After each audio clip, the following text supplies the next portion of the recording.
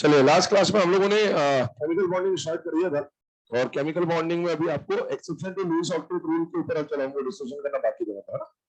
कल आपको लास्ट में मैंने बताया था कि आयनिक बॉन्ड का फॉर्मेशन जनरली कैसे होता है। जब एक मेटल और एक नॉन मेटल के बीच में बॉन्ड बन रहा होता है तो कैसा बॉन्ड बनता है आयनिक, और दो नॉन मेटल के बीच में बनता है तो क्या बनता है कोवलेंट। मेटल में अगर लिथियम, बेरिलियम, मैग्नीशियम या एल्यूमिनियम आपको दिख जाए तो उनके केसेस में आपको थोड़ा सा कॉशियस रहने की जरूरत है, क्योंकि उनके कंपाउंड आयनिक भी हो सकते हैं और कोवलेंट भी हो सकता है। चलो, अभी हम लोग यहाँ पर बात करने वाले बेटा exception to Lewis octet rule की। तो exception to Lewis octet rule में क्या क्या कंडीशन आती है देखते हैं one by one. Exception to Lewis octet rule में जो सबसे पहला कंडीशन बनता बेटा वो बनता है हाइपोवैलेंट मॉलिक्यूल्स के बारे में। हाइपोवैलेंट मॉलिक्यूल्स का मतलब होता है, इन्हें कहा जाता है electron deficient molecules, electron deficient species भी बोला जा सकता है। क्या आगे अगर हम लोग ऑक्टेट रूल के रिस्पेक्ट में देखेगा तो अगर हम बात कर रहे हैं एक्सेप्शन टू ऑक्टेट रूल की, मतलब ऐसे स्पीशीज या ऐसे कंपाउंड जो ऑक्टेट रूल को फॉलो नहीं कर रहे हो।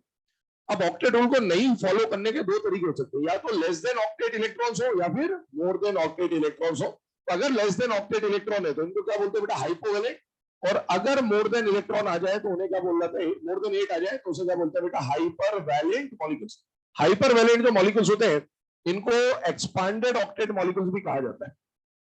एक्सपांडेड ऑक्टेट बोल देते हैं, कई बार सुपर ऑक्टेट भी बोल देते हैं, तो मीनिंग एक ही है। इसके एग्जांपल्स को अगर हम लोग देखें तो सबसे पहला जो एग्जांपल हम लोग यहाँ पर कंसीडर कर रहे हैं, मान लीजिए आपको दिया गया बेरिलियम का हाइड्राइड या आपको दिया गया बोरॉन का ट्राइक्लोराइड, इस तरह से दिया कुछ एग्जांपल।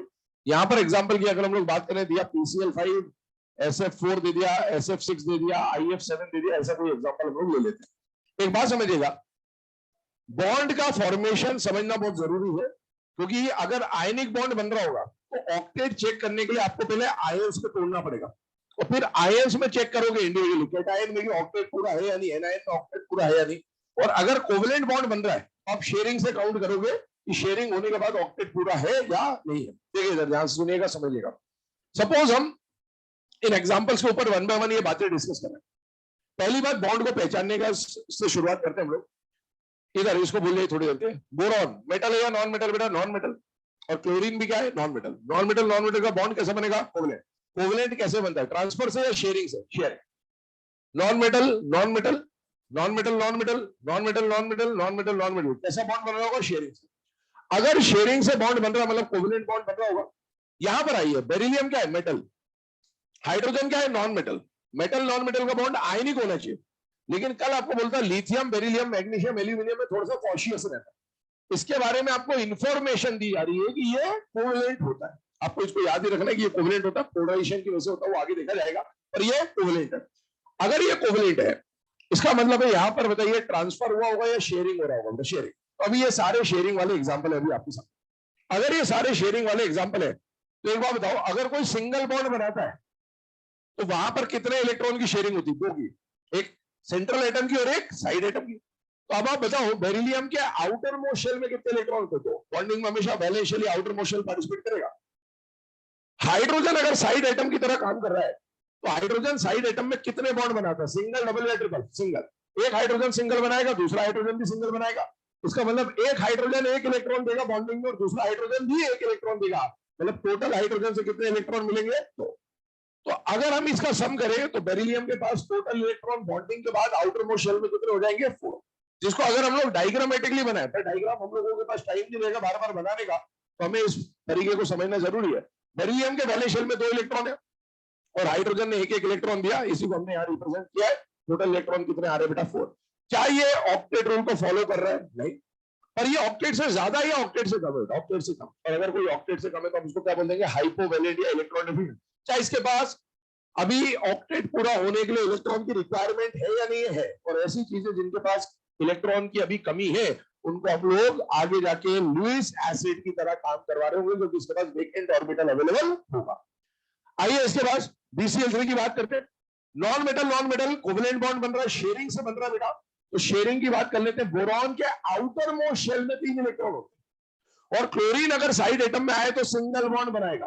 तीनों chlorine single single single bond बनाएंगे, मतलब तीनों क्लोरीन एक एक एक इलेक्ट्रॉन देंगे, तो टोटल क्लोरीन से मिलेंगे 3 इलेक्ट्रॉन, टोटल आ जाएगा बेटा 6। मतलब ये भी ऑक्टेट रूल को फॉलो नहीं कर रहा, और ये भी लेस देन ऑक्टेट है, मतलब इसको क्या बोलेंगे बेटा, हाइपोवैलेंट या फिर इलेक्ट्रॉन डेफिशिएंट मॉलिक्यूल बोल देंगे। आइए अगले केस पे। फास्फोरस के आउटर मोस्ट शेल में कितने इलेक्ट्रॉन है? 5। और क्लोरीन अगर साइड एटम में आ रहा है या फ्लोरीन आ रहा है तो ये सिंगल बॉन्ड बनाएंगे, और सिंगल बॉन्ड बनाने का मतलब है हर क्लोरीन एक इलेक्ट्रॉन शेयरिंग में देगा, तो बेटा 5 क्लोरीन 5 इलेक्ट्रॉन देंगे, टोटल हो जाएगा 10।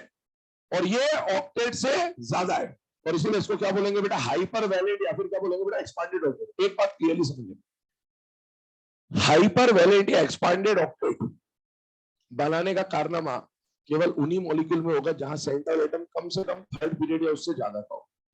क्योंकि आप खुद सोचिए, अगर यहाँ सेकंड पीरियड का मैं सेंट्रल एटम ले लूं तो सेकंड पीरियड का एटम ज्यादा से ज्यादा कितने बॉन्ड बना सकता है? 4। 4 से ज्यादा वो बना ही नहीं सकता सेकंड पीरियड। और अगर 4 से ज्यादा बॉन्ड नहीं बना सकता तो ऑक्टेट से एक्सपांडेड ऑक्टेट कभी हो ही नहीं पाएगा। और इसीलिए हाइपर वैलेंट मॉलिक्यूल केवल वही बनाते हैं जहां पर सेंट्रल एटम कम से कम थर्ड पीरियड या थर्ड पीरियड से ज्यादा हो, क्योंकि हाइपर वैलेंट के लिए 4 से ज्यादा बॉन्ड बनाने पड़ेंगे, और 4 से ज्यादा बॉन्ड के लिए एस और पी से काम नहीं चलेगा, डी की रिक्वायरमेंट होगी, डी थर्ड पीरियड ऑनवर्ड्स आ जाएगा, है ना? इस तरह से बात करें। आइए इधर सल्फर की बात करें बेटा, सल्फर के वैलेंस शेल में कितने इलेक्ट्रॉन? 6, और 4 fluorine single single single bond बनाएंगे तो टोटल हो जाएगा 10। इसका मतलब ये भी एक्सपांडेड ऑक्टेट वाली कंडीशन है। यहां पर हम लोग बात करें तो 6 + 6 कितना आ जाएगा बेटा? 12। और यहां पर अगर हम लोग बात करें तो 7 + 7 कितना आ जाएगा बेटा? 14। एक बात और ध्यान रखें, ये हमेशा ऐसा मत सोचना कि ये 5 है तो ये 5 ही है, ये 4 है तो ये 4 ही है, वो डिपेंड करेगा। जैसे मान लो मैंने एग्जांपल दिया SO2Cl2। अब इस बार सेंट्रल एटम कौन है बेटा? सल्फर। तो सल्फर के वैलेंस शेल में कितने इलेक्ट्रॉन है? 6। साइड एटम में कौन आ रहा है? ऑक्सीजन। एक ऑक्सीजन कैसा बॉन्ड बनाता है? सिंगल या डबल? डबल। तो एक ऑक्सीजन डबल बनाएगा मतलब एक ऑक्सीजन 2 इलेक्ट्रॉन देगा, 2 ऑक्सीजन मिलकर 4 इलेक्ट्रॉन देगा, और 2 क्लोरीन मिलके 2 इलेक्ट्रॉन देंगे। तो इस बार भी टोटल कितना आ रहा है? 12। तो वो डिपेंड करेगा कि साइड एटम कैसा है, 1 इलेक्ट्रॉन लेना या 2 लेना या 3 लेना, उस तरह से डिसाइड होगा। तो ये सारे के सारे ऑक्टेट रूल के एक्सेप्शंस हैं। 2 केस अभी हमने पढ़े, बाकी अभी और 3 केसेस इसमें पढ़ने, जब तक आप इसको नोट करें मैं उसको रिप्रेजेंट कर देता हूं।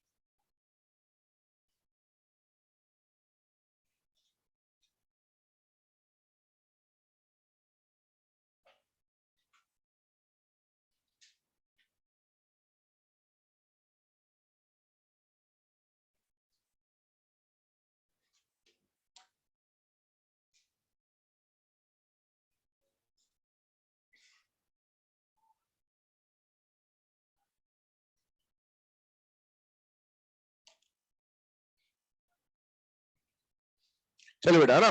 अब हाइपोवैलेंट और हाइपरवैलेंट मॉलिक्यूल्स को समझने के बाद थर्ड टाइप की कैटेगरी पे आ रहे हैं हम लोग, वो है स्यूडो इनर्ट गैस कॉन्फ़िगरेशन। और फोर्थ वाला जो हम लोग देखेंगे that is pseudo inert gas plus 2 electron configuration. ध्यान सुनिएगा, ध्यान समझिएगा। ये जो 2 कॉन्फ़िगरेशन अभी आपको बताई जा रही है, एग्जाम पे इस पे क्वेश्चन नहीं आएगा, ये सिर्फ हम इसलिए पढ़ रहे हैं क्योंकि आगे जाके केमिकल बॉन्डिंग में जब हम पोलराइजेशन पढ़ते हैं बेटा, फजांस रूल पढ़ते हैं, तो वहां पर फजांस रूल में कुछ फैक्टर्स पढ़ेंगे हम। जैसे एक फैक्टर होता है चार्ज, एक फैक्टर होता है साइज, वैसे एक फैक्टर होता है इलेक्ट्रॉनिक कॉन्फ़िगरेशन।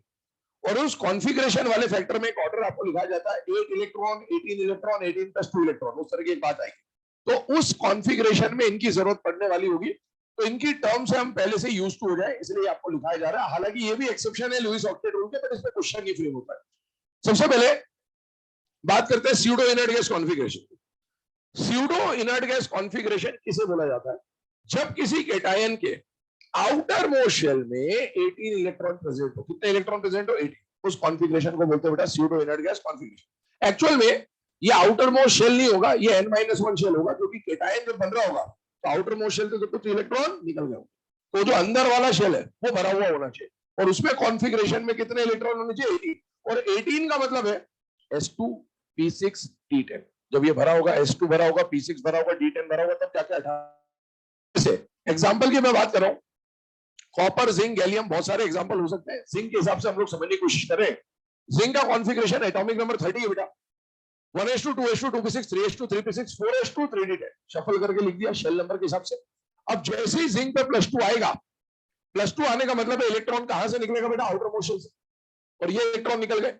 अब ये वैसे तो आउटर मोस्ट शेल तो 4 था, और अब इसमें इलेक्ट्रॉन है नहीं। तो हम ऐसा देखें कि अगर इलेक्ट्रॉन रखने वाले शेल को आप देखें तो ये हमारे पास शेल आता है, और थर्ड शेल में अगर आप देखें तो कितने इलेक्ट्रॉन दिख रहे हैं बेटा? 18।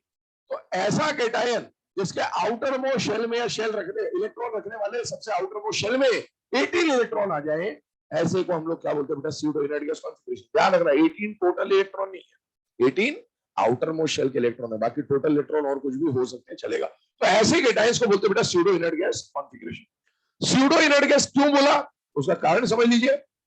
इनर्ट गैस उन्हें कहा जाता है जिनका outer most shell completely filled होता है। और outer most shell completely filled होने का मतलब क्या होता है? इनर्ट गैस का कॉन्फ़िगरेशन देखिए, ऐसा होता है NH2NP6। अगर S भी भरा है, P भी भरा है, तो इसको हम लोग क्या बोलते हैं कि ये कंप्लीटली फिल्ड है।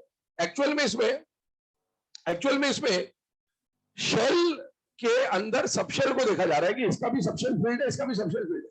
जब आप डी लोगे यहां पर, तो यहां पर तो S भी भरा है, P भी भरा है, D भी भरा है, तो देख है कंप्लीटली फिल्ड है। लेकिन क्या ये इनर्ट गैस की कॉन्फ़िगरेशन है क्या? नहीं, इनर्ट गैस की कॉन्फ़िगरेशन तो सिर्फ इतनी होती है, क्योंकि ये भी फील्ड दिख रहा है इनर्ट गैस की तरह, पर ये इनर्ट गैस नहीं है, इसलिए इसको क्या बोलते हैं बेटा? Pseudo inert gas configuration. चलिए आगे आते हैं अगले केस में। अगला जो कॉन्फ़िगरेशन आपको पढ़ना है वो है pseudo inert gas +2 electron configuration, जिसको हम लोग शॉर्ट में बोल देंगे 18+2 इलेक्ट्रॉन कॉन्फ़िगरेशन या 18+2 इलेक्ट्रॉन कैटायन। क्या सुनेगा, ये जो कॉन्फ़िगरेशन बनेगी ना बेटा, इस कॉन्फ़िगरेशन में ये 2 का मतलब है आउटर मोस्ट शेल की बात है, और 18 का मतलब है पेनल्टीमेट शेल की बात हो रही। ऐसा कोई कैटायन जिसके n-1 शेल में S2P6 D10 बैठा हो 18, और आउटर मोस्ट शेल में NH2 टाइप का आपको दिख रहा हो, ऐसे कैटायन को क्या बोल देंगे बेटा? Pseudo inert gas +2 electron cation. और ये कॉन्फ़िगरेशन बनने का कारण होता है बेटा inert pair effect, caused to inert pair effect. P block में जाके एक टॉपिक पढ़ते हैं हम लोग, इनर्ट पेयर इफेक्ट। और इनर्ट पेयर इफेक्ट में आपको पता होगा कि जो आउटर मोस्ट S के इलेक्ट्रॉन होते हैं, NH2 जो होता है, वो बॉन्डिंग में पार्टिसिपेट करने से मना कर देता है, लूज होने से। ऐसे कॉन्फ़िगरेशन को बोला जाता है बेटा pseudo inert gas +2 electron configuration. उसके एग्जांपल वगैरह हम लोग डिटेल में देखेंगे, अभी मैं सिर्फ आपको हिंट दे दे रहा हूं। पी ब्लॉक में इनर्ट पेयर इफेक्ट कहां कहां लगता है बेटा? ग्रुप नंबर 13 में, 14 में और 15। और उनमें भी आपको अगर याद हो तो ऊपर वाले मेंबर में लगता है या हेवियर मेंबर में लगता है? हेवियर। तो बैंगन, आलू, गाजर इन थैला, काशी गए संत प्रभु, और नहीं पढ़ना ऐसा सब्जेक्ट बायो। ये 3 ऐसे एलिमेंट्स आपको मिलेंगे जहां पर आपको क्या देखने को मिलेगा? Inert pair effect. और इनर्ट पेयर इफेक्ट में क्या होता है?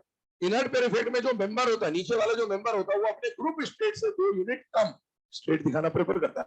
तो ये ग्रुप 13 का ग्रुप स्टेट होता है +3, ये दिखा रहा है +1, 2 यूनिट कम दिखा रहा है। इसके ग्रुप का स्टेट होता है +4, ये 2 यूनिट कम दिखा रहा है। इसका होता है +5, ये उससे 2 यूनिट कम दिखा रहा है। इसको बोलते हैं इनर्ट पेयर इफेक्ट। बाकी हम लोग बाद में डिस्कस करेंगे। तो इसकी वजह से ये कॉन्फ़िगरेशन बन रहा होता है। अब आते हैं लास्ट पॉइंट के ऊपर, जो लास्ट एक्सेप्शन है, और वो लास्ट एक्सेप्शन क्या है बेटा? Odd electron species.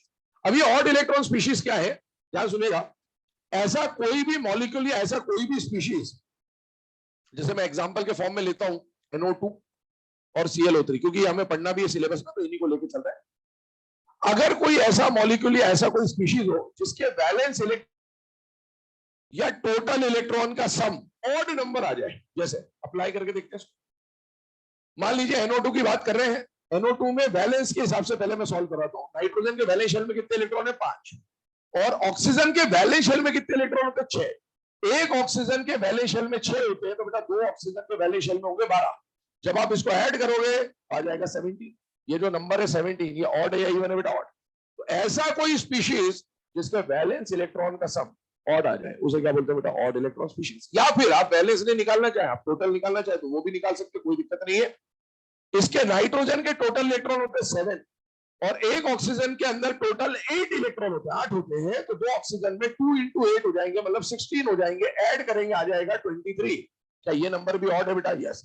दोनों का क्वांटिटी अलग आएगा ऑब्वियसली, क्योंकि आप सिर्फ आउटर आउटर इलेक्ट्रॉन ले रहे हो। लेकिन अगर ये ऑड आया है ये भी ऑड ही आएगा, अगर ये इवन आएगा तो ये इवन ही आएगा। तो ऐसा कोई भी मॉलिक्यूल या कोई भी स्पीशीज जिसमें या तो वैलेंस इलेक्ट्रॉन या टोटल इलेक्ट्रॉन का सम ऑड नंबर दे दे, उन्हें क्या बोलते हैं बेटा? Odd electron species. दोनों में से किसी एक से सॉल्व कर सकते हैं। जो ClO3 की बात कर लेते हैं, इसमें अगर हम लोग वैलेंस इलेक्ट्रॉन की बात करें और इसी में हम लोग टोटल इलेक्ट्रॉन की बात करें, इंडिविजुअली किसी से भी आप सॉल्व कर सकते हैं। जैसे क्लोरीन के वैलेंस शेल में 7, एक ऑक्सीजन के पास 6 होते हैं, तो 3 ऑक्सीजन के पास 18 होंगे बेटा, आ जाएंगे 25, है ना? इसका मतलब यहाँ पर आ गया 25 इलेक्ट्रॉन्स। और अगर ये नंबर देखोगे तो ये नंबर कैसा है बेटा? ऑड है। तो अगर ऑड नंबर आ रहा है इसका मतलब ये ऑड इलेक्ट्रॉन स्पीशीज होगा। अगर हम लोग इलेक्ट्रॉन की, तो क्लोरीन के पास टोटल है 17, एक ऑक्सीजन के पास होते बेटा 8 इलेक्ट्रॉन, 3 ऑक्सीजन के पास हो जाएंगे बेटा 24 इलेक्ट्रॉन। सॉल्व करने पर आ जाएगा 41 इलेक्ट्रॉन। और 41 भी कैसे? ऐसा कोई भी मॉलिक्यूल या कोई भी स्पीशीज जिसमें टोटल इलेक्ट्रॉन या वैलेंस इलेक्ट्रॉन का सम ऑड नंबर आ जाए, उन्हें बोलते हैं ऑड इलेक्ट्रॉन स्पीशीज। अब ये इतना जरूरी क्यों? इस पे स्टार मार्क। सिलेबस में आप लोगों को हर जगह पर पैरामैग्नेटिक और डायामैग्नेटिक पढ़ना पड़ेगा बेटा, और वो पैरा और डायामैग्नेटिक की शुरुआत यहीं से होगी। पहले आप इसको नोट डाउन करिए, स्टेटमेंट लिखते हैं, आगे बढ़ते हैं इसमें।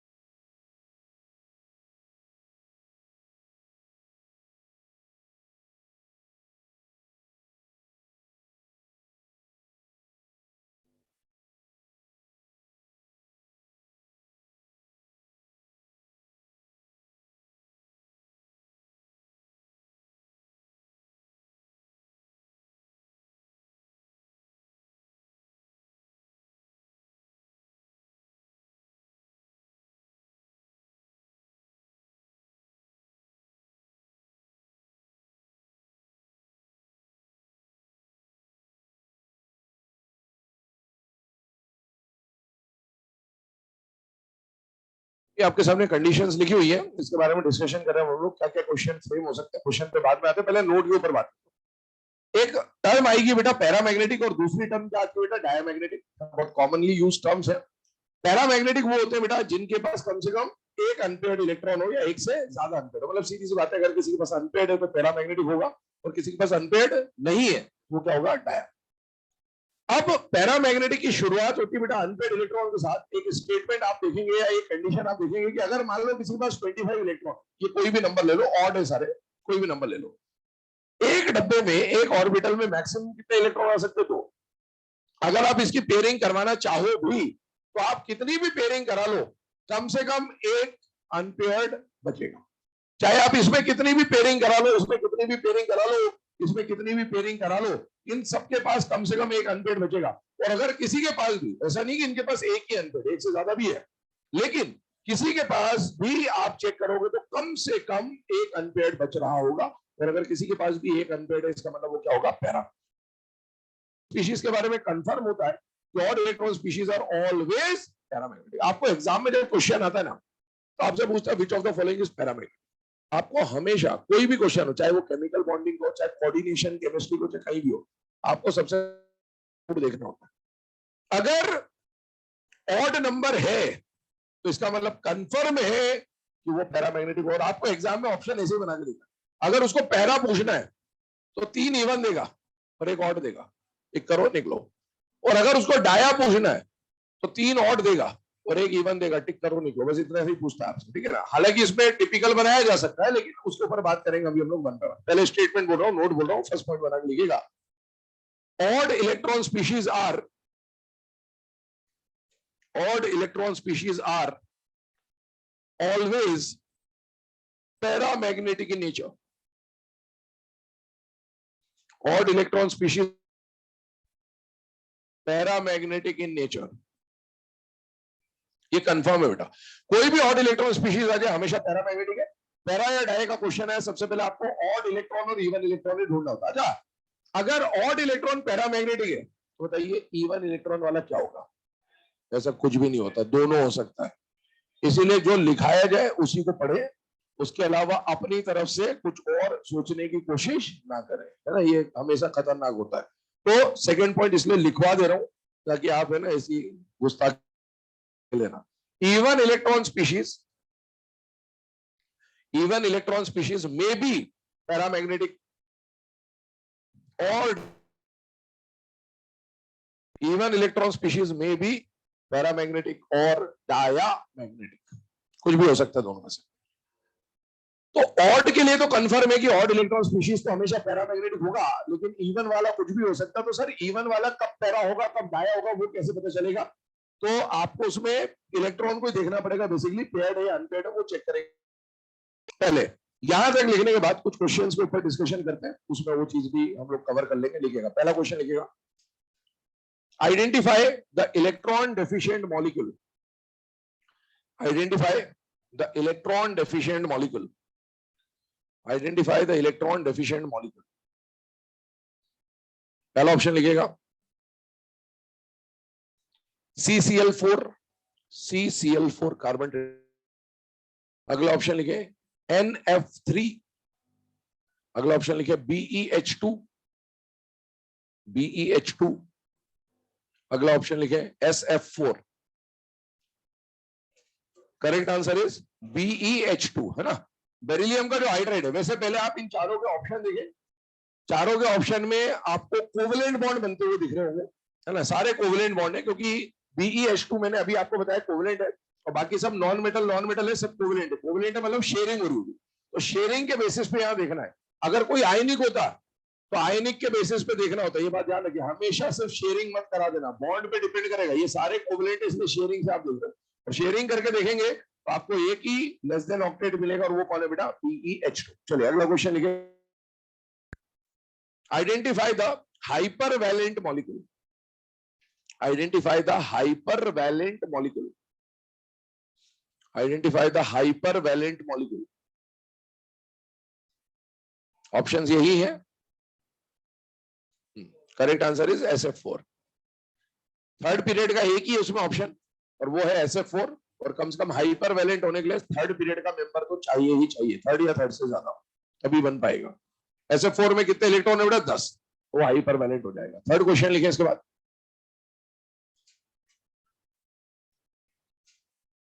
Identify the diamagnetic species. Identify the diamagnetic species. Option लिखिएगा, पहला NO2, दूसरा ऑप्शन लिखे ClO3, तीसरा ऑप्शन लिखे ClO2, लास्ट ऑप्शन लिखे NH3।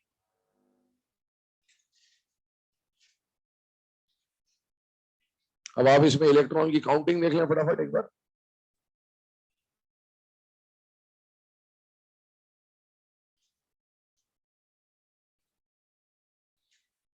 कभी भी जल्दबाजी ना करें क्वेश्चन में, ये बात हमेशा ध्यान रखना। कितना 10 सेकंड 20 सेकंड का टाइम लग जाए वो चलेगा, पर जल्दबाजी के चक्कर में अगर गलत हो गया तो बेटा 1 साल बैठना पड़ सकता है। इसलिए जल्दबाजी ना करें कभी भी क्वेश्चन को सॉल्व, है ना। क्रॉस चेक हमेशा कर ले। Correct answer is NH3।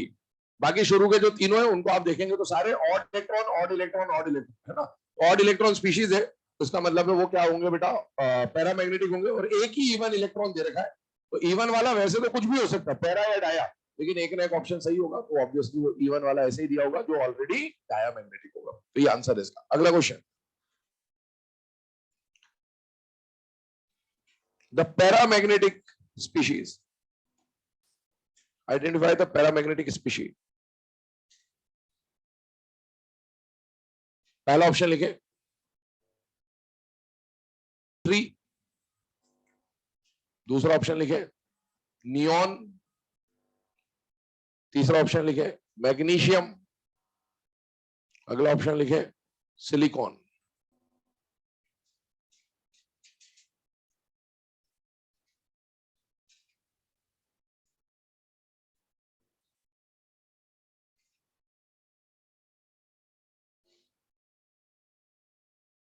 पढ़े होंगे ना बचपन में 10 इलेक्ट्रॉन, 16 इलेक्ट्रॉन, 32 इलेक्ट्रॉन, ये सब पढ़ा होगा ना बचपन में।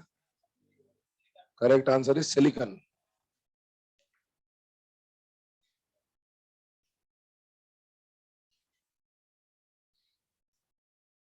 चलो इधर ध्यान दे 2 मिनट का। NH3 दिया है, नियॉन दिया है, इसके अलावा क्या दिया है, मैग्नीशियम, और एक दिया सिलिकॉन। ठीक है, आपको बोला इसमें से पैरामैग्नेटिक निकालिए। अब पैरामैग्नेटिक और डायमैग्नेटिक के क्वेश्चन में आप सबसे पहले क्या देखते हैं बेटा, ऑड इलेक्ट्रॉन और इवन में। NH3 में इलेक्ट्रॉन कितने बेटा, 10। ये कैसा बेटा, इवन है। इवन वाला तो कुछ भी हो सकता है, भूल जाइए अभी इसको। नियॉन में कितने इलेक्ट्रॉन है, 10। इवन है, अगेन कुछ भी हो सकता है। इसमें कितने इलेक्ट्रॉन है, 12, और इसमें कितने बेटा, 14। तो इसका मतलब है सब इवन है। अगर इनमें से कोई एक ऑड होता तो आप ऑड को टिक कर देते, कोई दिक्कत नहीं आती। एग्जाम में आपको वैसे ही आएगा, एग्जाम में ज्यादा है ना हेडेक वाले क्वेश्चन नहीं आते। लेकिन हाँ, मैं बता रहा हूँ कि क्वेश्चन ऐसे बन जाओ, और अगर ऐसा बन गया 95% जनता गायब। क्योंकि जब तक क्वेश्चन आपने किया नहीं होता है ना बेटा, दिमाग उतना तेज दौड़ेगा नहीं। और अगर क्वेश्चन अपने से शुरू के 10 सेकंड में नहीं समझ आया, खेल खत्म। इतना ही काम होता है एग्जाम में, है ना, ये बात हमेशा। आइए इधर देखते हैं, इवन इवन इवन इवन।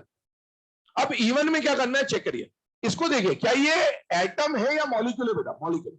लेकिन ये क्या है, एटम। ये क्या है, एटम। ये क्या है, एटम। अगर ऑड इलेक्ट्रॉन होता, चाहे एटम होता, चाहे आयन होता, चाहे मॉलिक्यूल होता, चाहे कुछ भी होता, ऑड इलेक्ट्रॉन है मतलब डायरेक्ट पैरा, खत्म।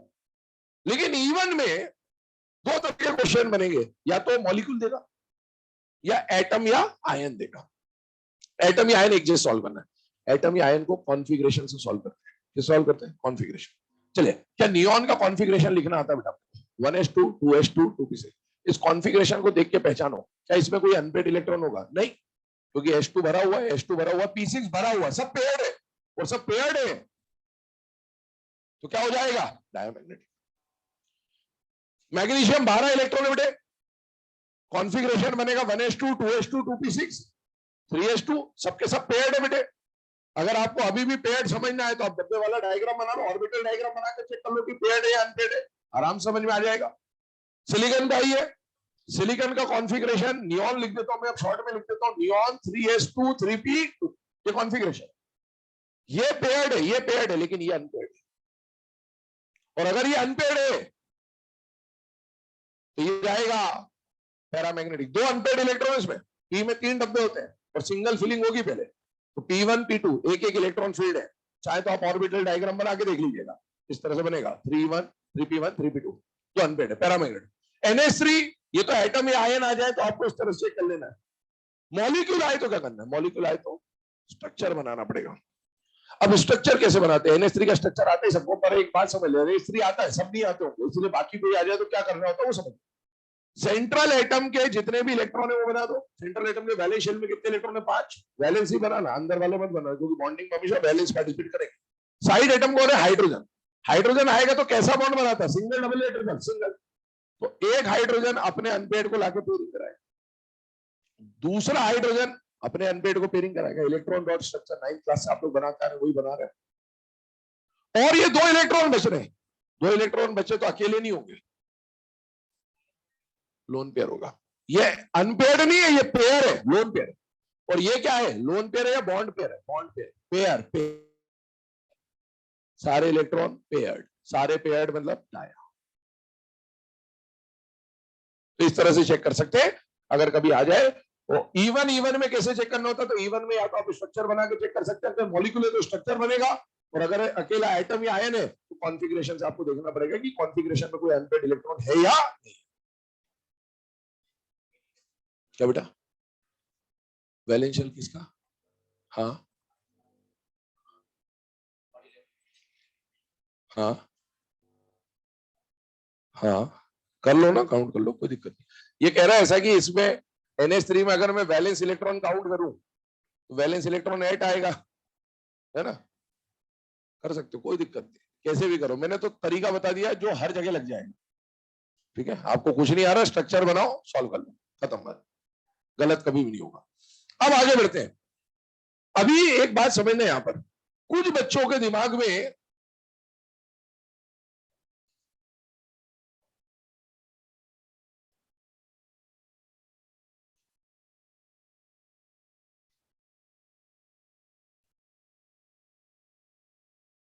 ले डूबेगा,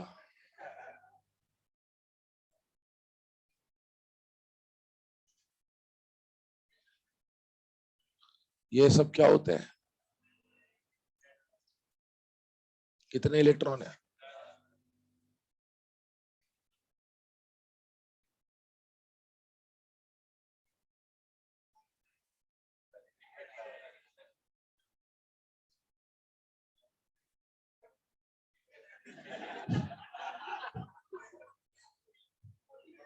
हमारी बात समझ में, अगर कोई चीज पढ़ो तो उसकी कंडीशन हमेशा पता होनी चाहिए, कब लगाना है कब नहीं लगाना है। ये गलत नहीं है पर ये सही भी नहीं। ये केवल और केवल होमो डायटोमिक मॉलिक्यूल में लगता है। कहां लगता है?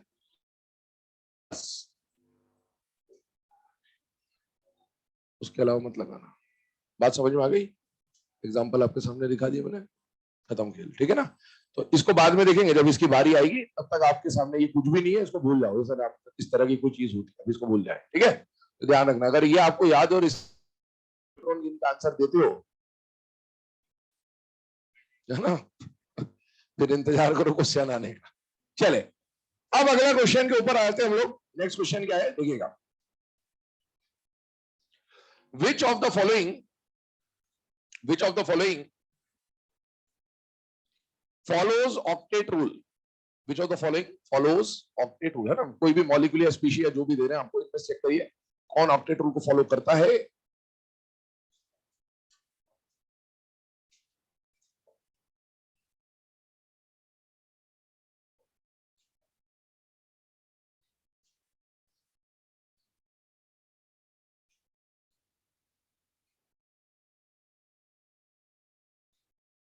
ऑप्शंस बोर्ड पे लिखे हुए हैं, चेक कर लीजिएगा।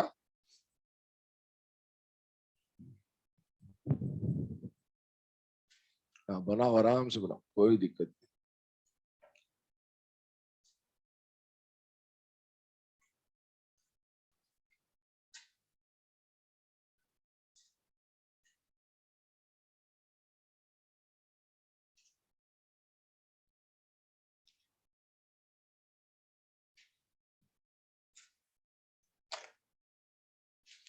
ये क्वेश्चन आप तब तक सॉल्व नहीं कर सकते जब तक आपको ये ना पता हो कि इनमें से कौन आयनिक और कौन कोवलेंट है।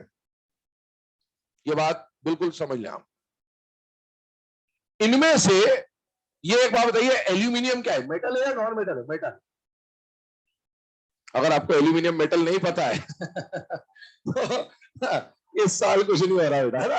हाँ, पहले ही बताया तो एल्यूमिनियम मेटल होता है ना। एल्यूमिनियम अगर है तो aluminium is a metal, fluorine chlorine bromine iodine is a non metal. Metal non metal का बॉन्ड कैसा होना चाहिए? आयनिक।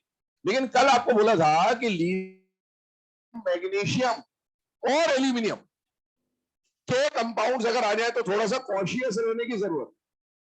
ये जो कंपाउंड है ये और ये तीनों होते हैं कोवलेंट। अभी आपको पता है तो ही हो पाएगा, तो नहीं पता कुछ भी नहीं कर सकते आप, आराम से आप तसल्ली से जो भी करके आओगे, आके आंसर की देखोगे, आपको पता चलेगा गलत हो गया मेरा, है ना, यही होगा और कुछ नहीं होगा। तो AlF3 आयनिक है, बाकी तीनों कोवेलेंट है। अब अगर ये आयनिक है, सुनना मेरी बात ध्यान से, अगर ये आयनिक है तो बताइए एल्यूमिनियम के वैलेंस शेल में कितने इलेक्ट्रॉन होते हैं? 3। फ्लोरीन के साथ कैसे बॉन्ड बना रहा होगा? कितने इलेक्ट्रॉन देगा फ्लोरीन? 3। कितने हो जाएंगे? 6। यहाँ कितने होंगे? 3 और 3 6। यहाँ कितने होंगे? 3 और 3 6। यहाँ 3 और 3 6। इसका मतलब किसी का ऑक्टेट पूरा हो रहा है क्या? नहीं। तो आंसर क्या हो जाएगा? आपने शेयरिंग क्यों करवाई पहले वाले में? पहला वाले में मैंने बोला एल्यूमिनियम के वैलेंस शेल में कितने इलेक्ट्रॉन है? 3। और मैंने बोला फ्लोरीन कितना इलेक्ट्रॉन देगा?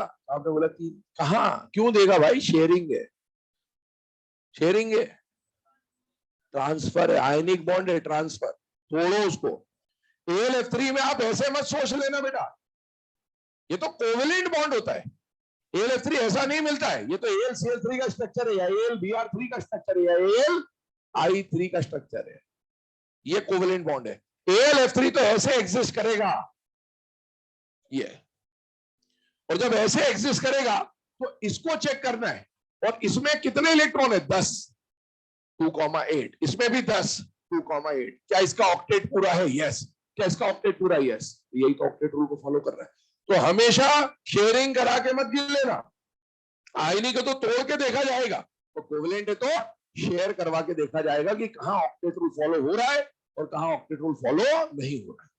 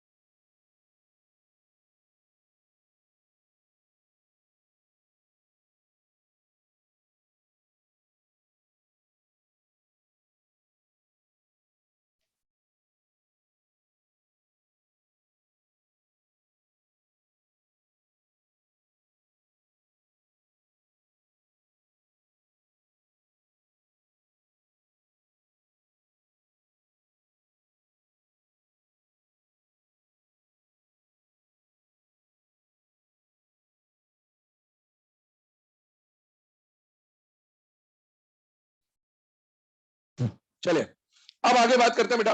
यहां पर आके हमने जो ऑक्टेट रूल या हाइपरवेलेंट या हाइपोवेलेंट या, है ना, कौन पैरामैग्नेटिक होगा कौन डायमैग्नेटिक होगा, इसके ऊपर क्या क्या टाइप के क्वेश्चन फ्रेम हो सकते हैं, इसके ऊपर डिस्कशन किया। और आपको अभी बताया कि एल्यूमिनियम का फ्लोराइड आयनिक है, लेकिन एल्यूमिनियम का क्लोराइड, ब्रोमाइड और आयोडाइड क्या है बेटा? कोवेलेंट है।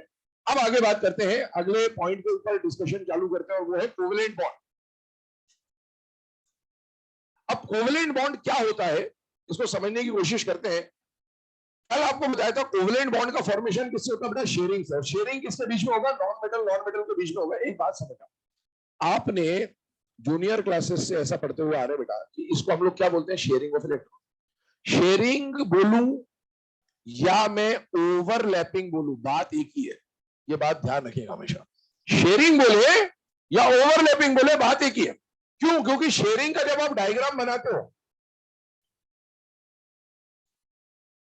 यही तो बनाते हो, क्या ये ओवरलैप रीजन है या नहीं है बेटा? है। शेयरिंग और ओवरलैपिंग एक ही बात होती है। अभी हम लोगों को आगे ओवरलैपिंग करना होता है, कोएक्सियल, कोलैटरल वगैरह, वो सब कहां काम में आएगा? कोवेलेंट बॉन्ड में काम में आएगा। क्योंकि शेयरिंग बोलूं या ओवरलैपिंग बोलूं, बात एक है। एक्चुअल में शेयरिंग या ओवरलैपिंग किसका होता है? ऑर्बिटल्स का। किसका होता है? ऑर्बिटल्स का। क्योंकि आप जानते हो overlapping SS, SP, PP type की ओवरलैपिंग होती है। ओवरलैपिंग में हमेशा ऑर्बिटल पार्टिसिपेट करता है। मान लो इस हाइड्रोजन को देखो, तो इस हाइड्रोजन का कॉन्फ़िगरेशन 1s1 है, और इस हाइड्रोजन का कॉन्फ़िगरेशन 1s1 है। तो इसका जो एस ऑर्बिटल है, 1s में एक इलेक्ट्रॉन है और इसके 1s में एक इलेक्ट्रॉन है, इसको पेयरिंग करनी है। दुनिया में जो आया है काहे के लिए? उसका एक ही मोटिव है, पेयरिंग का। अगर इलेक्ट्रॉन पेयर्ड है, पेयरिंग से क्या फायदा होता है? स्पिन उल्टे हो जाते हैं। स्पिन उल्टे हो गए तो plus of minus of cancer. वैसे ही अगर अकेला, हाँ बिल्कुल सही समझ लो, अगर अकेला है, अगर अगर अकेला है तो इसकी कोशिश क्या रहेगी, पेयर अप हो जाने। तो पेयरिंग के लिए ये और ये एक दूसरे को अप्रोच करेंगे। जब अप्रोच करेंगे तो इसका डब्बा और इसका डब्बा अगर इस तरह से ओवरलैप हो जाए, इलेक्ट्रॉन ऑब्वियसली स्पिन ऑपोजिट हो जाएगी उनकी। तो इसको हम लोग बोल रहे हैं कि जब एक डब्बे के और दूसरे डब्बे ठीक आमने सामने इस तरह से दिख रहे होंगे, इसको क्या बोलेंगे, ओवरलैपिंग ऑफ ऑर्बिटल। और इसी को बोलते हैं बेटा कि दो आइटम के बीच में शेयरिंग हो रही, क्योंकि ये दोनों के बीच में बट रहा होगा और इससे बनने वाला बॉन्ड क्या कहलाएगा, कोवेलेंट बॉन्ड। चलिए कोवेलेंट बॉन्ड के बारे में बोल रहा हूं, डेफिनेशन बोल रहा हूं, लीजिएगा पहले। The chemical bond formed by the chemical bond formed by mutual sharing of electrons, the chemical bond formed by mutual sharing of electrons between two atoms,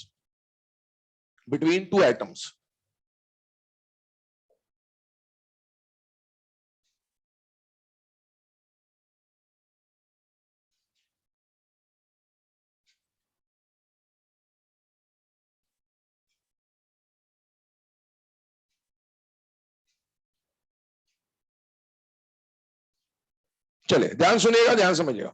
अभी मैं जो पॉइंट आपको बता रहा हूं, देखो ल्यूइस ऑक्टेट रूल के हिसाब से ऐसा माना जाता था कि हर एटम बॉन्ड फॉर्मेशन में क्यों पार्टिसिपेट कर रहा है, ऑक्टेट के लिए। हाइड्रोजन क्यों पार्टिसिपेट कर रहा है, डुप्लेट के लिए। लेकिन आज ही हमने पढ़ा कि लुईस ऑक्टेट रूल के तो हजारों करोड़ों एक्सेप्शन हो सकते हैं, hypervalent, hypovalent, odd electron, pseudo inert gas, बहुत सारे एक्सेप्शन हो सकते हैं। तो पहले के हिसाब से जो माना जाता था, पहले हम उसकी बात कर लेते हैं। देखिए हाइड्रोजन का ये जो H2 मॉलिक्यूल बना, बताइए हाइड्रोजन मेटल है या नॉन मेटल है, बेटा नॉन मेटल। हमेशा बॉन्ड को पहले पहचाने कि तोड़ना है या शेयरिंग करानी है। ये non metal non metal non metal non metal non metal non metal, कौन सा बॉन्ड बनेगा, कोवेलेंट।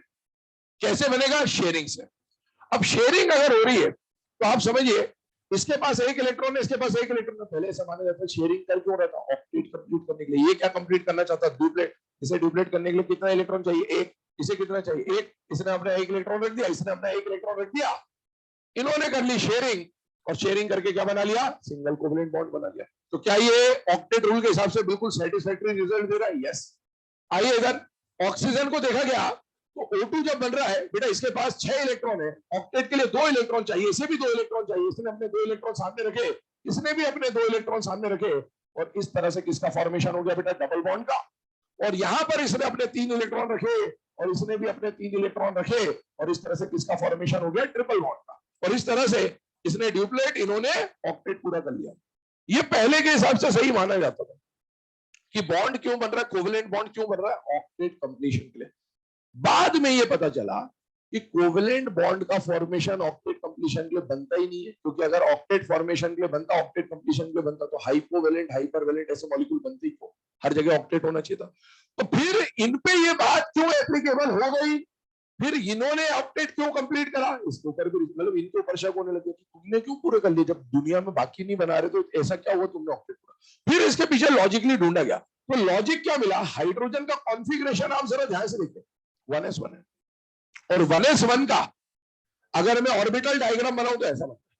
क्या इसके पास फिलहाल में एक अनपेयर्ड इलेक्ट्रॉन है या नहीं, बेटा है। और अभी थोड़ी देर पहले मैंने बोला आपको कि दुनिया में जो भी चीज आई है उसका मोटिव क्या है, पेयरिंग। तो आप देखिए इसने अनपेयर्ड इलेक्ट्रॉन एक है, तो उसकी पेयरिंग के लिए क्या बना रहा होगा बेटा, कोवेलेंट बॉन्ड। मतलब बाद में ये माना गया, जो अभी हम यहाँ पर प्रूव कर रहे हैं, कि कभी भी कोवेलेंट बॉन्ड का फॉर्मेशन ऑक्टेट कंप्लीशन के लिए नहीं होता। ऑक्टेट हो सकता है पूरा हो जाए, हो सकता है ना भी होता, लेकिन जो मेन मोटिव होता है कोवेलेंट बॉन्ड बनाने का वो होता है अनपेयर्ड इलेक्ट्रॉन की पेयरिंग। अगर पेयरिंग करते हुए ऑक्टेट पूरा हो जाए बहुत अच्छी बात, ना हो तो भी कोई फर्क नहीं पड़ता। तो आप देखिए यहां पर ये बात अप्लाई होगी ऑक्सीजन के ऊपर। कॉन्फ़िगरेशन बना दें अगर हम लोग, 1s2 2s2 2p4 कॉन्फ़िगरेशन है। बॉन्डिंग में हमेशा कौन पार्टिसिपेट करता है, वैलेंस शेल। इसका अगर वैलेंस शेल रिप्रेजेंट करें, यहां 2s है, यहां 2p है, ये 2s2 है और ये 2p4 है। कितने अनपेयर्ड इलेक्ट्रॉन दिख रहे हैं, 2। जितने अनपेयर्ड इलेक्ट्रॉन होंगे बेटे उतने ही कोवैलेंट बॉन्ड बना रहा होगा, क्योंकि कोवैलेंट बॉन्ड का फॉर्मेशन क्यों होता है, अनपेयर्ड इलेक्ट्रॉन की पेयरिंग। क्या यहां पर ऑक्सीजन 2 बॉन्ड बनाते हुए दिख रहा है, क्या यहां हाइड्रोजन 1 बॉन्ड बनाते हुए दिख रहा है, मैंने बोला है 2 कोवैलेंट बॉन्ड। मैंने डबल बॉन्ड नहीं बोला है। क्या बोला है मैंने? डबल बॉन्ड और दो कोवेलेंट बॉन्ड में डिफरेंस है। दो कोवेलेंट बॉन्ड दो तरीके से बन सकते, या तो एक डबल बॉन्ड बना लो या दो, ये भी बन सकता है।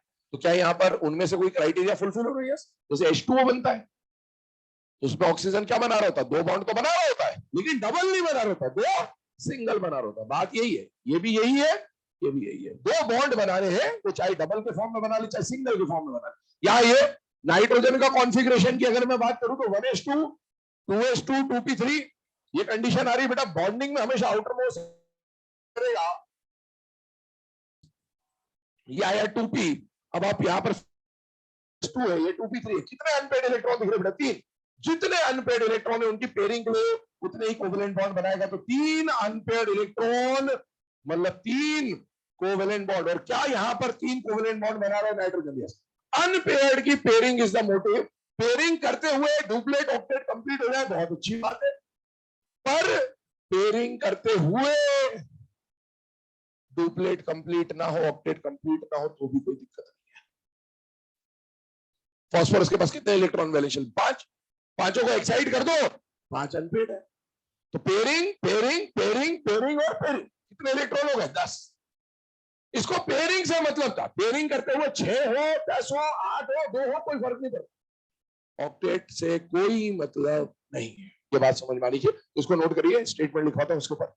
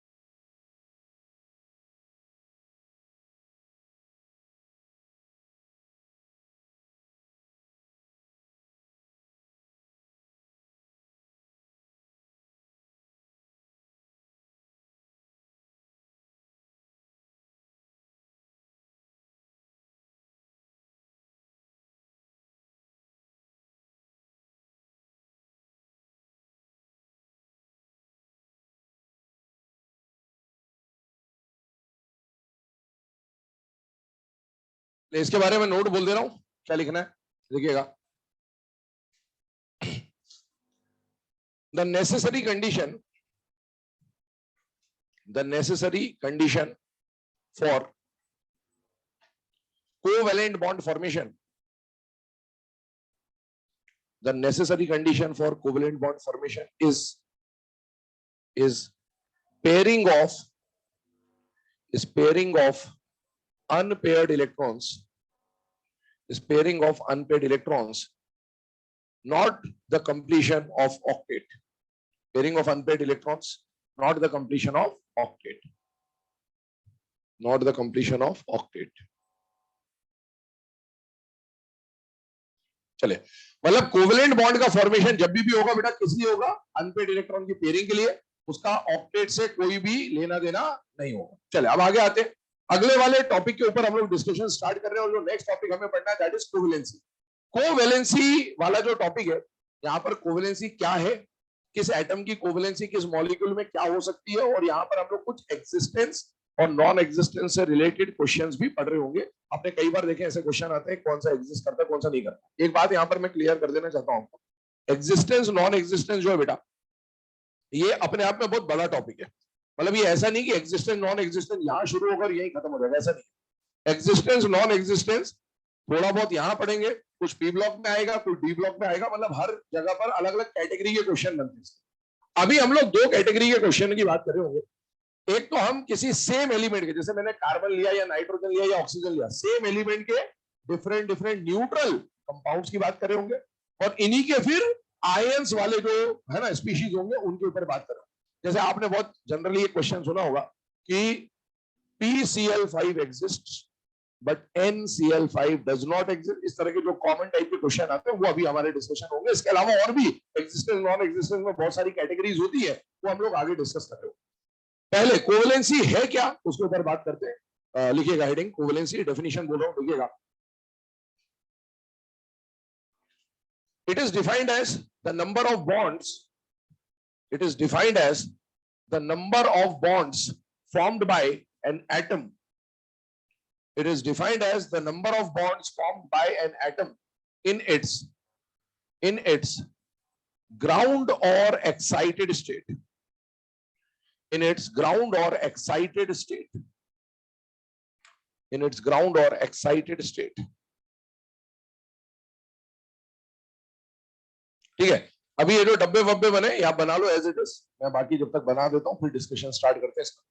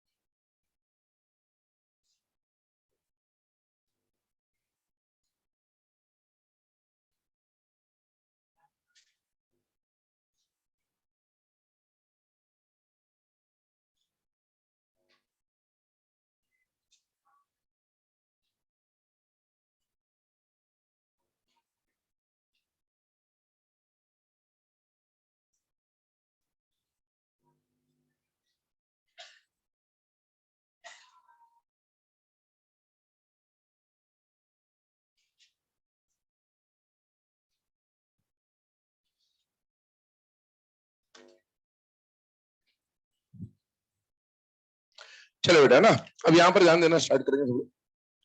सबसे पहले अभी हम लोगों ने कोवेलेंसी की जो डेफिनेशन लिखी वो क्या लिखी कि the number of bonds formed by an atom in its ground और एक्साइटेड, मतलब कोई भी एटम अपने ग्राउंड स्टेट या एक्साइटेड स्टेट में कितने बॉन्ड बना सकता है उसको क्या बोला जाएगा कोवेलेंसी। और ऑब्वियसली हम कोवेलेंट मॉलिक्यूल्स की बात कर रहे हैं।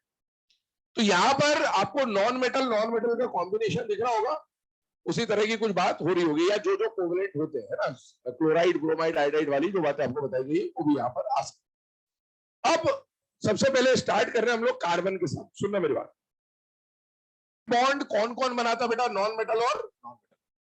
दो नॉन मेटल के बीच में कोवेलेंट बॉन्ड बनेगा, इनमें से एक नॉन मेटल आपके लिए सेंट्रल एटम की तरह काम कर रहा होगा और एक नॉन मेटल आपके लिए साइड एटम की तरह काम कर रहा होगा। हम लोग सेंट्रल एटम पे फोकस कर रहे हैं फिलहाल, साइड एटम को हम चेंज कर सकते हैं। सेंट्रल एटम जब कोवेलेंट बॉन्ड बन रहा होता है ना, तो आपके लिए जो सेंट्रल एटम जनरली बोला जाता है वो सेकंड या थर्ड पीरियड का सेंट्रल एटम काम में आता है कोवेलेंट बॉन्ड में, क्योंकि नाइट्रोजन ऑक्सीजन है ना, इस तरह से कार्बन ले लेता हूं मैं, कार्बन नाइट्रोजन और ऑक्सीजन आ जाता है, और फास्फोरस सल्फर क्लोरीन या सिलिकॉन ये सब भी आ सकते हैं, उधर बोरॉन भी आ सकते हैं, चलेगा। ये वो नॉन मेटल्स हैं जो जनरली काम कर रहे होंगे। तो हम लोग इन्हीं के बारे में वन बाय वन डिस्कस करने वाले हैं। पहले कार्बन, फिर नाइट्रोजन, फिर ऑक्सीजन, और फिर इधर फास्फोरस सल्फर और फिर क्लोरीन के ऊपर डिस्कशन करेंगे, ताकि हमें कंडीशन समझ में आ जाए आगे जाके किस तरह से बॉन्ड्स बनाने हैं। आगे जब आप यहां पर कार्बन की बात कर रहे हैं, कार्बन को एज अ सेंट्रल आइटम हम लोग लेके चल रहे हैं, कॉन्फ़िगरेशन लिखा जाता है वो होता है 1s2 2s2 2p2, और इस कॉन्फ़िगरेशन के हिसाब से अगर हम इसका ग्राउंड स्टेट बनाने की कोशिश करें, ग्राउंड स्टेट इसका बनाएंगे बेटा, केवल वैलेंस शेल का बनाएंगे, क्योंकि बॉन्डिंग में कौन पार्टिसिपेट करता है? Valence shell. तो 2s2 और 2p2। अभी इस कंडीशन को देख के बताइए, क्या कार्बन के पास फिलहाल में कोई लोन पेयर है क्या? ये लोन पेयर है, ये लोन पेयर है, ये लोन पेयर है। कार्बन के पास क्या फिलहाल में कोई लोन पेयर है या नहीं है? है। और क्या कार्बन के पास कोई अनपेड इलेक्ट्रॉन नहीं है? कितने अनपेड है? तो एक बार बताओ, अनपेड इलेक्ट्रॉन, कोवेलेंट बॉन्ड का फॉर्मेशन क्यों होता था? अनपेड की पेयरिंग के लिए। अभी फिलहाल में कितने अनपेड है? तो जितने अनपेड होंगे उनकी पेयरिंग के लिए उतने ही कोवेलेंट बॉन्ड बनेंगे। तो बताइए कितने कोवेलेंट बॉन्ड बनाएगा ये? दो। और कोई भी आइटम जितने बॉन्ड बनाता है वही उसकी क्या होती है? कोवेलेंसी। उसकी कोवेलेंसी फिलहाल में क्या आ जाएगी बेटा? 2। सुनने याद है अभी ध्यान से, 2 आगे। अब अगर कोवेलेंसी 2 है तो अब यहां पर ये तो सेंट्रल एटम है, साइड एटम लाते हैं। कौन कौन से कंपाउंड बन सकते हैं ऐसे जहां पर कार्बन की कोवेलेंसी 2 होगी? साइड एटम में लाइए हाइड्रोजन।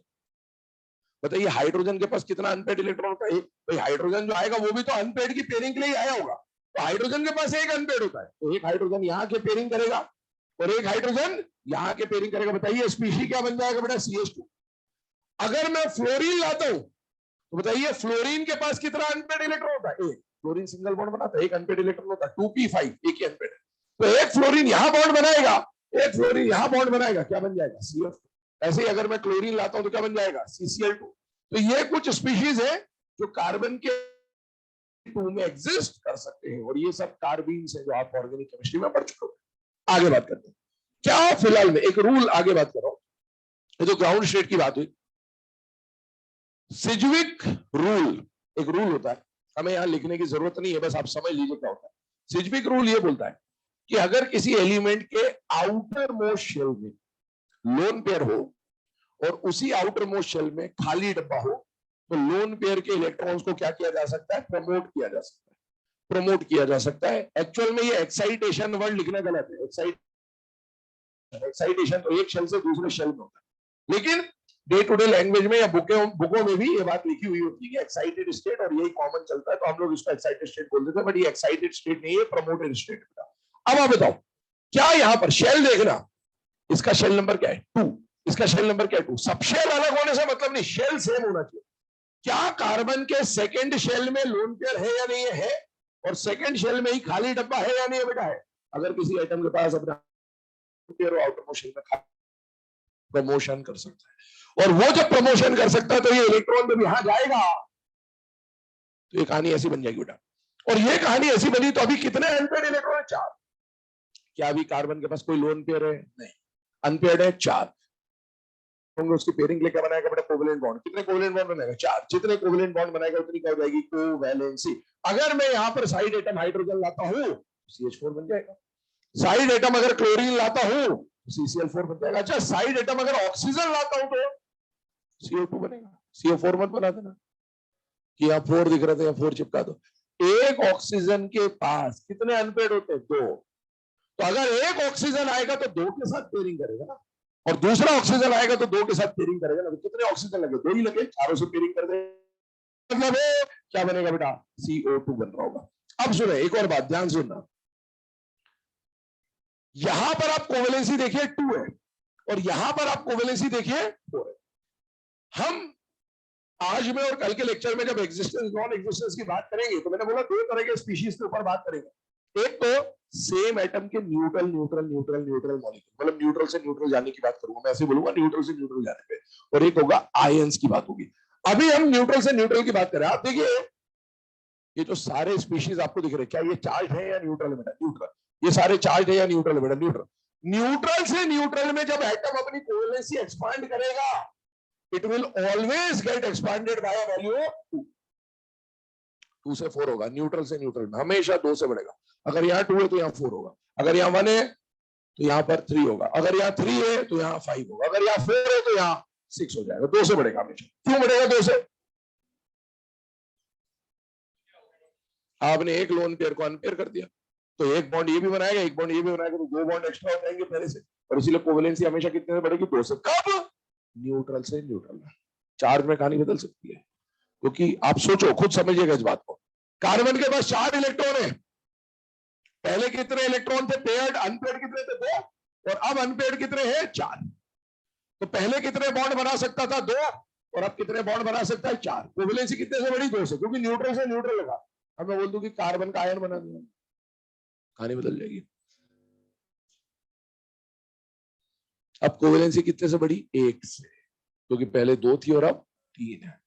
तो न्यूट्रल से न्यूट्रल में कोवेलेंसी हमेशा 2 से बढ़ेगी, लेकिन आयन के केस में तो कोवेलेंसी 1 से भी। तो आयन का केस हम लोग कल देखेंगे, अभी तो हम लोग न्यूट्रल की बात कर रहे हैं, पहले तो समझते आएगा, उसको दिमाग में फिट करिए धीरे। चलिए आइए अगले वाले केस पे आते हैं। अच्छा एक और बात बताओ, क्या नाइट्रोजन की क्या कार्बन की पहले कोवेलेंसी 2 थी और अब कोवेलेंसी 4 हो गई बेटा? यस। इसका मतलब है हम ये बोलते हैं कि carbon can show variable covalency. Carbon can show variable. Variable covalency का मतलब क्या? वेरिएबल कोवेलेंसी का मतलब क्या? अगर कोई कोवेलेंसी 2 दिखा रहा है और 4 दिखा रहा है तो उसको वेरिएबल क्यों बोलेगा? वेरिएबल बोलने का मतलब ये नहीं कि अगर कोई एक से ज्यादा कोवेलेंसी दिखा रहा है, कार्बन 2 और 3 दिखा रहा था, वेरिएबल नहीं बोला जाता। वेरिएबल उसे बोला जाता है जब ये लोन पेयर एक्साइट होके जब कोवेलेंसी बनाता है, उसको बोला जाता है वेरिएबल कोवेलेंसी। उसको बोला जाता है वेरिएबल कोवेलेंसी। बोलना आप यहां से एक इलेक्ट्रॉन निकाल दो और 3 दिखा दो, उसको वेरिएबल नहीं बोला जाएगा। वेरिएबल कोवेलेंसी हमेशा उस टर्म को बोला जाता है जब एक्साइटेशन या प्रमोशन हो रहा होता है। आइए उसको और देखते हैं। यहां पर नाइट्रोजन की बात कर रहा हूं। नाइट्रोजन का कॉन्फ़िगरेशन है बेटा 1s2 2s2 2p3, और अगर मैं इसको फिल कर दूं फिलहाल में तो यहां आ जाएगा 2s2, यहां पर आ जाएगा 2p3, क्योंकि बॉन्डिंग में हमेशा कौन पार्टिसिपेट करेगा बेटा? Outer most shell. अभी फिलहाल में आप देखिए, क्या कार्बन के पास नाइट्रोजन के पास एक लोन पेयर है या नहीं है बेटा? है। और कितने अनपेयर्ड इलेक्ट्रॉन है? 3। जितने अनपेयर्ड इलेक्ट्रॉन होंगे उनकी पेयरिंग के लिए क्या बनेगा? Covalent bond. कितने कोवेलेंट बॉन्ड बनाएगा? 3। जितने बॉन्ड बनाएगा उतनी कोवेलेंसी। अगर मैं यहां साइड में हाइड्रोजन ले आऊं तो NH3 बनेगा, क्योंकि एक हाइड्रोजन तो एक ही अनपेयर्ड लेके आएगा। अगर मैं साइड एटम में फ्लोरीन ले आऊं तो क्या बन जाएगा? NH3। ये कुछ कंडीशन बन रही है। अब एक बात बताइए, इसके पास क्या आउटर मोस्ट शेल में एक लोन पेयर है या नहीं है? पर क्या सिज्विक के हिसाब से इसी शेल में कहीं पर खाली डब्बा दिख रहा है क्या? नहीं, क्योंकि सेकंड पीरियड वालों के पास 2D तो होते ही नहीं। तो लोन पेयर तो है लेकिन खाली डब्बा नहीं है। और अगर खाली डब्बा नहीं है तो क्या ये प्रमोशन कर सकता है क्या? नहीं। मतलब ये वेरिएबल कोवेलेंसी नहीं दिखा सकता। अगर ये वेरिएबल दिखाता तो 3 के बाद क्या बनता? 5। और आप जानते हो नाइट्रोजन 5 बॉन्ड तो बना ही नहीं सकता। क्या बात समझ में आ रही है आपके? ठीक है, तो nitrogen can not show variable covalency. ध्यान सुनना, इस पर अभी हम लोग क्वेश्चन की बात करेंगे, कौन से कंपाउंड एग्जिस्ट करते कौन से नहीं करते। पहले मैं कार्बन की बात कर देता हूँ। CCl2, CCl3, CCl4, CCl5, CCl6, ये कुछ लिख दिया मैंने आपके साथ। सेकेंड पीरियड के लिए, हम सेकेंड और थर्ड पीरियड की बात कर रहे होंगे। सेकेंड पीरियड के लिए आप एक बात जानते हैं, सेकेंड पीरियड का एटम 4 से ज्यादा बॉन्ड कभी नहीं बना सकता। तो ये तो एग्जिस्ट ही नहीं करेगा, ये तो एग्जिस्ट नहीं करेगा, ये तो फिक्स बात है सेकेंड पीरियड का, क्योंकि सेंट्रल एटम में 4 से ज्यादा बॉन्ड बना ही नहीं सकता। अब आइए कार्बन के रिस्पेक्ट में देखना, क्या कार्बन की ग्राउंड स्टेट में कोवेलेंसी 2 होती है और इस कंपाउंड में कोवेलेंसी कितनी है? 2। ये तो बन जाएगा। क्या कार्बन की जब कोवेलेंसी एक्साइट होती है तो 2 के बाद क्या होती है? 4। ये सारे न्यूट्रल है, न्यूट्रल से न्यूट्रल जा रहा हूं मैं अभी। आज हम क्या 4 होगा या नहीं होगा बेटा? होगा। और 4 होगा तो ये बन जाएगा। 3 तो बन ही नहीं सकता, बन ही नहीं सकता। क्यों? क्योंकि न्यूट्रल से न्यूट्रल में तो यही बनेगा। अगर यहां माइनस या प्लस लगा होता तो बन सकता था, वो आयन का केस आएगा। और सुनिए आगे बढ़ते हैं, अगला वाला केस देखते हैं, नाइट्रोजन का भी इसी में समझ लेते हैं, क्योंकि नाइट्रोजन हो गया। सपोज मैंने लिखा NH3, सपोज मैंने लिखा NH4, सपोज मैंने लिखा NH5, सपोज मैंने लिखा NH6, और आपको बोला इनमें से कौन एग्जिस्ट कर रहा है कौन नहीं कर रहा। क्या ये central atom nitrogen second period का है या नहीं बेटा? है। सेकंड पीरियड का एलिमेंट मैक्सिमम कितने बॉन्ड बना सकते हैं? 4। 4 से ज्यादा तो नहीं बनाएगा, देखते सही काट दो। उसमें कोवेलेंसी चेक करें, इनकी कोवेलेंसी ग्राउंड स्टेट में 3 होती है बेटा। यस, क्या यहां पर भी इसकी कोवेलेंसी 3 है या नहीं है? अच्छा, कोवेलेंसी 3 कहां से पहचानते? बॉन्ड से, बॉन्ड से। इसमें बॉन्ड कितने बनाए? 3। ये 3 देख के मत बोल देना कोवेलेंसी 3 है। 4 है, 2 नहीं है। बॉन्ड अंदर कितने बने वो कोवेलेंसी है, ध्यान रखना हमेशा, है ना? 2 के में मत खा जाना। आइए, यहां पर कोवेलेंसी कितनी है? 3। और अगर ये एक्साइट हो पाता तो 3 से जाता 5 पे, 4 तो वैसे भी नहीं। हाँ, आयन हो तो बन जाएगा, क्योंकि आयन में तो कोवेलेंसी 1 से भी बढ़ सकती है, पर अभी हम आयन नहीं ले रहे। आगे बढ़ते हैं, ऑक्सीजन की तरफ आते हैं। देखिएगा, ऑक्सीजन के केस में कॉन्फ़िगरेशन लिखी है 2s2 2p4, ये बता 2s2 और ये बना रहे हैं हम लोग 2p4। अभी बताइए कितने अनपेड इलेक्ट्रॉन दिख रहे हैं? 2। 2 अनपेड है, मतलब 2 बॉन्ड बनाएगा, और 2 बॉन्ड बनाएगा तो कोवेलेंसी 2। अब बताइए अगर यहां पर साइड एटम में मैं हाइड्रोजन लाता हूं तो क्या OH2 बन जाएगा? OH2 मतलब H2O ही तो है। अगर मैं फ्लोरीन लाता, अच्छा अब बताओ अगर साइड एटम में मैं ऑक्सीजन ले आऊं, ऑक्सीजन ले आऊं, क्या बनेगा? कि ऑक्सीजन आएगा और 2 के साथ पेयरिंग करके चला जाएगा, तो एक तो ये और एक साइड एटम आएगा, ये बन जाएगा। अब इसी के बेसिस पे अगर मैं बात कर लूं यहां पर, तो देखिएगा आपको दिया OH2, OH3, OH4, OH5, OH6, ऐसे बहुत सारे कंपाउंड दे दिए। कौन एग्जिस्ट करेगा कौन नहीं करेगा? सारे न्यूट्रल है बेटा। तो 5 और 6 तो बनना ही नहीं है सेकेंड पीरियड के साथ, पक्की बात। अब इनको देखिए, क्या ऑक्सीजन H2O बनाता है कि नहीं बनाता? बनाता है। H3O प्लस बनाता है, लेकिन H3O नहीं बना सकता, क्योंकि अगर ये कोवेलेंसी एक्सपांड करता तो 2 के बाद क्या होता? 4। ये तो बनता ही नहीं। अब 4 पे आ जाते हैं। आइए इधर देखिए, क्या इसके पास 2 लोन पेयर है? यस। पर क्या आउटर मोस्ट शेल में कोई खाली डब्बा है? नहीं। इसका मतलब है ये वेरिएबल कोवेलेंसी नहीं दिखा सकता, और जब ये वेरिएबल कोवेलेंसी नहीं दिखा सकता इसका मतलब है ये 2 से 4 पे नहीं जा रहा होगा, इसमें एक्साइटेशन पॉसिबल नहीं। आइए अगले वाले केस पे चलते हैं। अब आते हैं फॉस्फोरस सल्फर के ऊपर, जहां से देखा थर्ड पीरियड पे आ गया बेटा। थर्ड पीरियड आ गया मतलब इनके पास 3D है, जरूरत पड़ने पर उसका इस्तेमाल हो सकता है। थर्ड शेल में 3D भी होता है।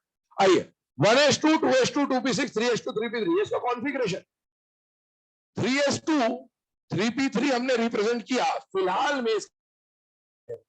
और कितने अनपेड इलेक्ट्रॉन है बेटा? 3। जितने अनपेड इलेक्ट्रॉन होंगे उतने कोवेलेंट बॉन्ड बनाएगा, जितने कोवेलेंट बॉन्ड बनाएगा उतनी कोवेलेंसी हो जाएगी। अगर मैं साइड एटम में हाइड्रोजन लाता हूं तो PH3 बन जाएगा, और अगर मैं साइड एटम में फ्लोरीन लाता हूं तो PF3 बन जाएगा।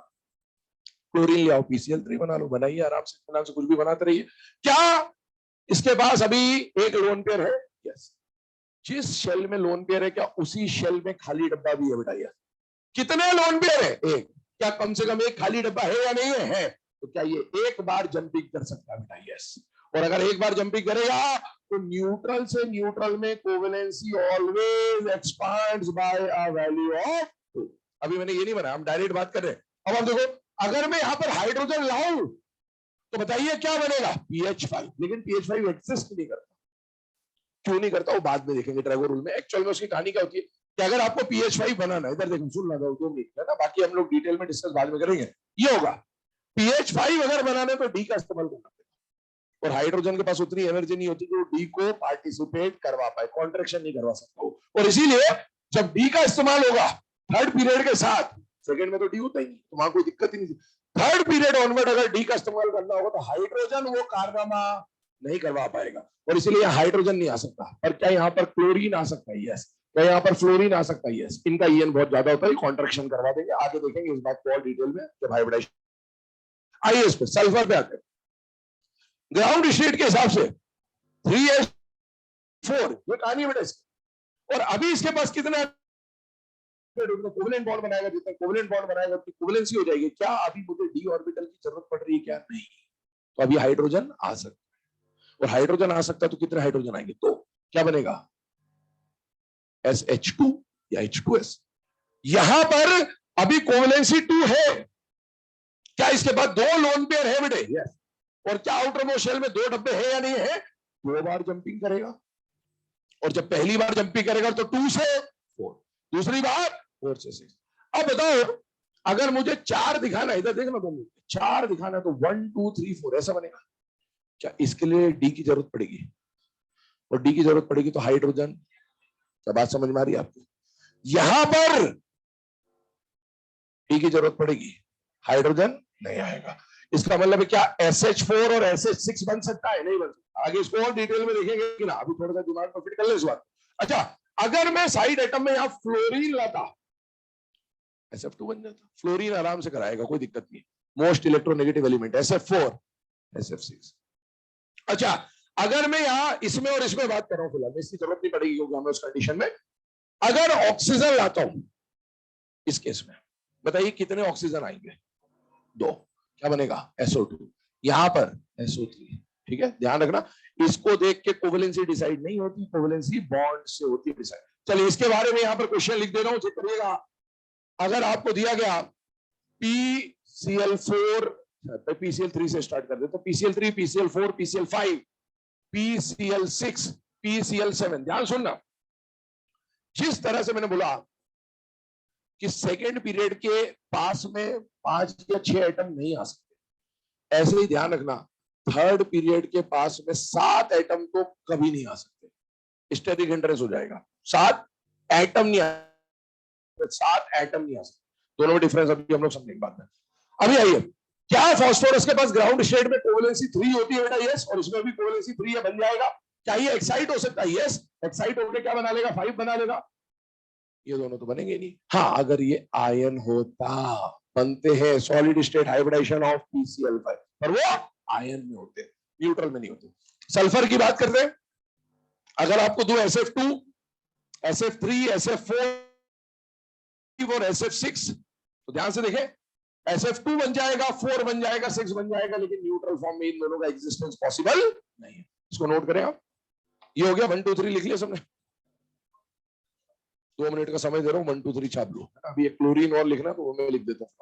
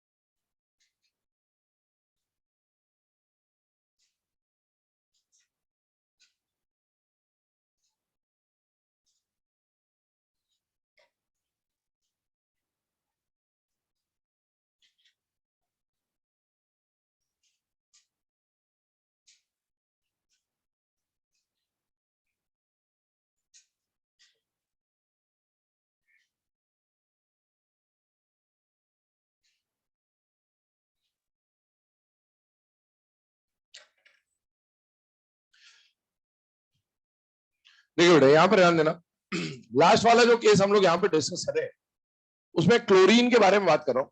क्लोरीन का कॉन्फ़िगरेशन आपके सामने लिखा हुआ है 3:3 अब ये जो क्लोरीन का आपको बताया जा रहा है, ये क्लोरीन, ब्रोमीन और आयोडीन तीनों के लिए वैलिड होगा, क्योंकि हमें जो नॉन मेटल में सेंट्रल एटम में काम आएगा, कभी क्लोरीन भी आएगा, कभी ब्रोमीन भी आएगा, कभी आयोडीन भी आएगा। आपको कैटेगरी पढ़नी होती कंपाउंड्स की, इंटर हेलोजन कंपाउंड्स। और इंटर हेलोजन कंपाउंड आपको अगर याद हो तो बेटा आप 4 तरह के पढ़ते हैं, x x dash, x x dash 3, x x dash 5 और एक्स एक्स डैश 7। वहां पर इनकी कोवेलेंसी 1, 3, 5 और 7 ही हुआ करती, तो उसके रिस्पेक्ट में हम लोग बात कर रहे हैं। यहाँ पर देखिएगा, अगर क्लोरीन लिया आपने 3:3p5, ये कहानी बन गई। अभी फिलहाल में इसके पास कितना अनपेड इलेक्ट्रॉन, 1, तो कोवेलेंसी हो गई 1। अभी क्या यहाँ पर कोई डी ऑर्बिटल का इस्तेमाल हो रहा है क्या? नहीं। तो अभी हाइड्रोजन आ सकता है, और हाइड्रोजन आया तो क्या बनेगा? HCl।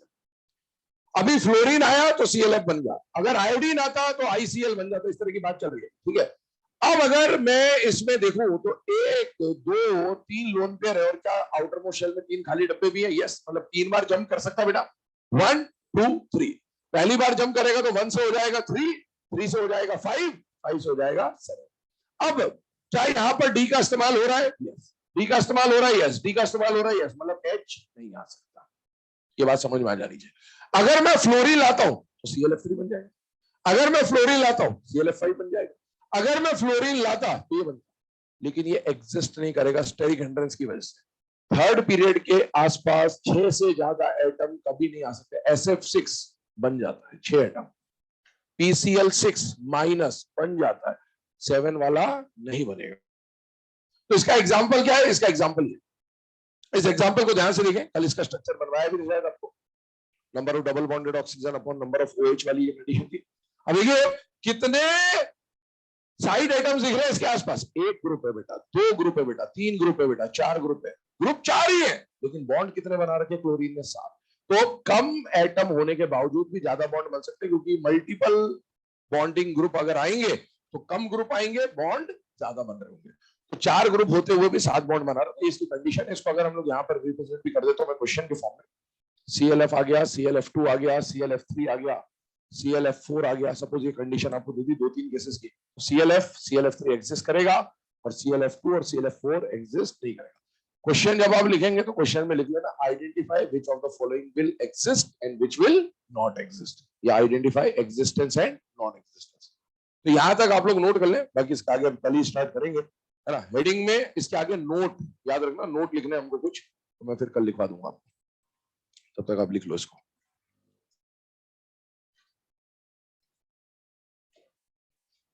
ठीक है ना, नोट लिखने रहेंगे इसके आगे, ध्यान रखिएगा, वो हम लोग स्टार्ट करेंगे।